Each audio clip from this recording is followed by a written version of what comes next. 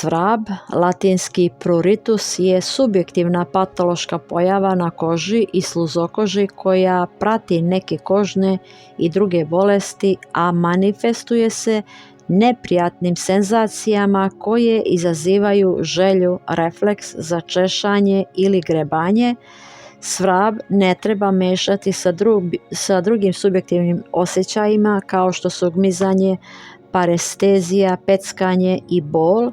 Svrab u ustima je izuzetno redak i tada je obično lokalizovan na tvrdom nepcu, a provocira ga dodir jezika.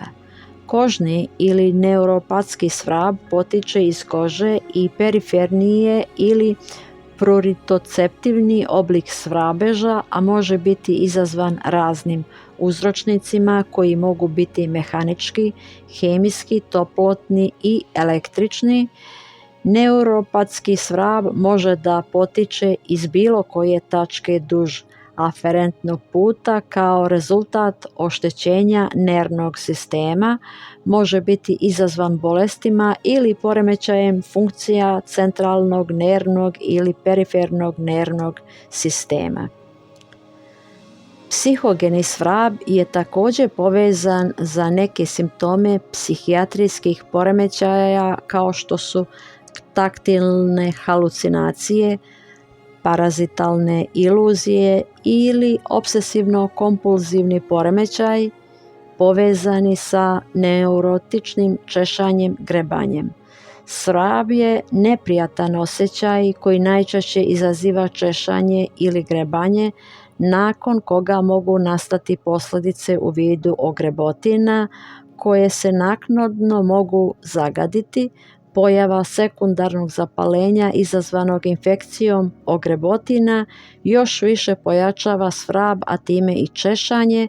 Na taj način nastaje začaran krug koji se često teško može prekinuti. Recepti: bolesna mesta mazati uljem u kome se natapao rozmarin.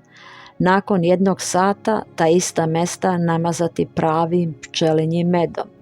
To se ponavlja nekoliko dana. Zovin list 2 kašike, potočnjak 3 kašike staviti u litru ključale vode i ostaviti po strani pola sata. Tim čajem ispirati bolesna mesta po nekoliko puta dnevno. Svrab na polnom organu ili na drugom mestu po telu treba spirati svake večeri slanom vodom kojoj se doda isto toliko sirćeta.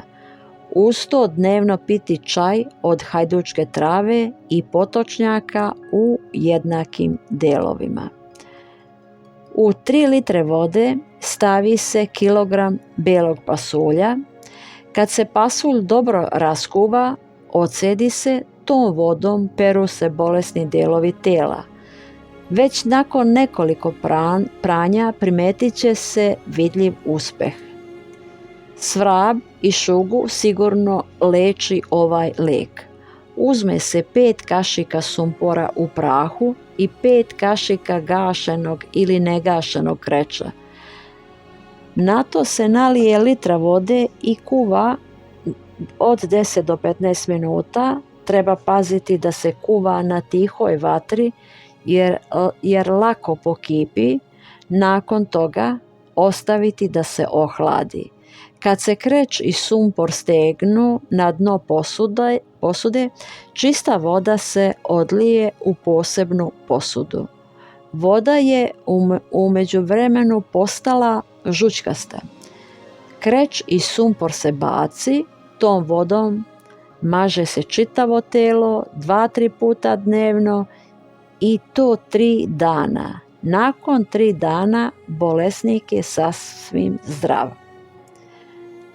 I još jedan recept: 20 grama cvetova i listova majčine dušice, 20 grama cvetova i listova gloga, 20 grama listova masline, 20 grama listova matičnjaka, 20 grama trave ive bez žila, 10 grama listova rozmarina, trave jako usitniti i izmešati. U 1 litru proključale vode staviti 5 grama mešavine trava i kuvati poklopljeno pola minute na laganoj vatri.